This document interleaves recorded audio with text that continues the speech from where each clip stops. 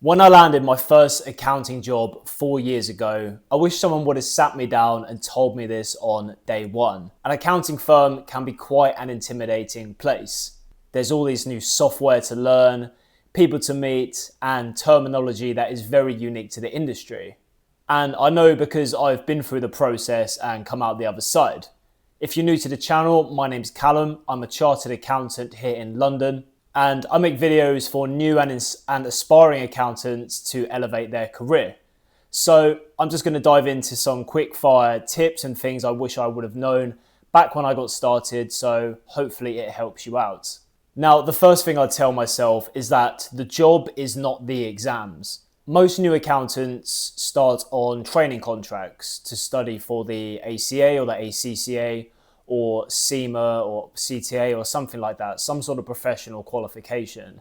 Whilst what you learn in these qualifications is very useful and insightful and will help, it is very different to what you're going to experience in the day-to-day jobs that you might be doing. Because every individual and every business you work with is going to be different and is going to be unique. It will have its own terminology and its own way of doing things and different processes.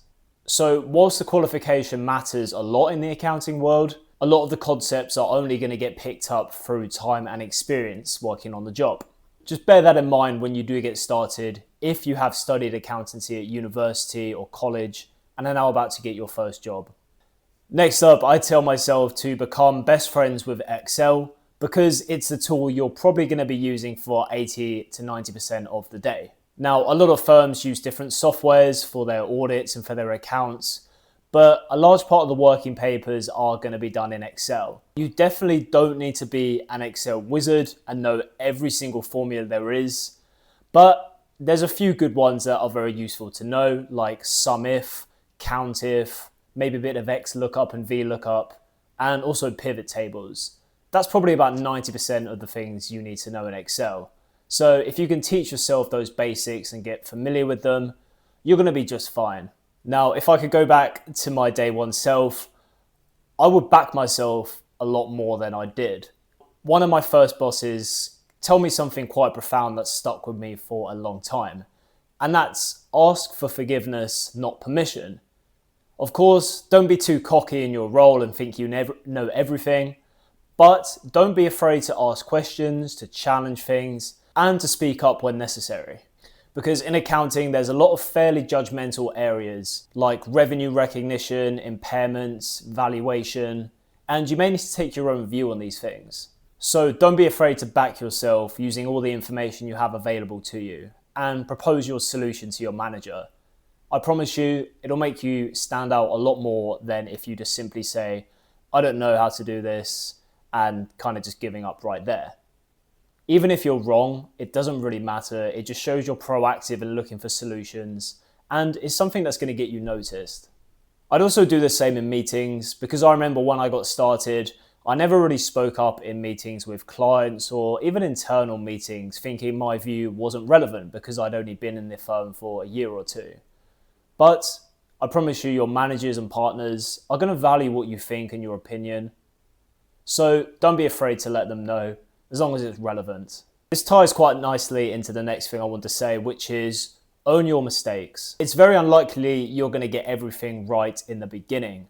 Maybe you mispost a journal, or you interpret something incorrectly, or there's something that you just generally don't know and you can't find a solution for it. Rather than let it get you down, don't stress it too much. Figure out where you're going wrong or what's gone wrong. Make someone more senior than you aware of that, and tell them how you're going to resolve that issue. It's better you do this a lot earlier rather than just sweep it under the rug and hope no one will notice. It's important to remember that your managers and the partners are human too, because it's very easy to put these people up on a pedestal, thinking they're just too high up above you to care about what you have to say. But it's really that mindset that's going to hinder your development. Maybe don't ask them about prepayments or accruals or anything too sort of basic that you could probably learn yourself. But if you've identified a problem, have a good idea you want to share with them, or you want to simply learn a bit more about their journey, most of the time they'll be very happy to help you out with those. So don't put them up on a pedestal and think they're just way too above you. Remember, they're just people too. They've most likely been in the situation you're in now, and they probably won't mind giving you the time of day. When I got my start in accounting, I thought it was going to be very numbers heavy, behind the spreadsheets, not really speaking to anyone. And while that is true to an extent, the soft skills are also very, very important. Now, one of the most challenging parts of the job I've found over the years is to explain accounting concepts to non-accountants, because you really need to boil things down to the basics. You've got to remember that a lot of entrepreneurs and business owners who may be your clients are going to be spending most of their time running the business and delivering their service, being an expert in that thing, without possibly paying too much attention to the actual accounts and the financial statements, profit and loss, balance sheet. So they may not understand things to the level of detail that you know.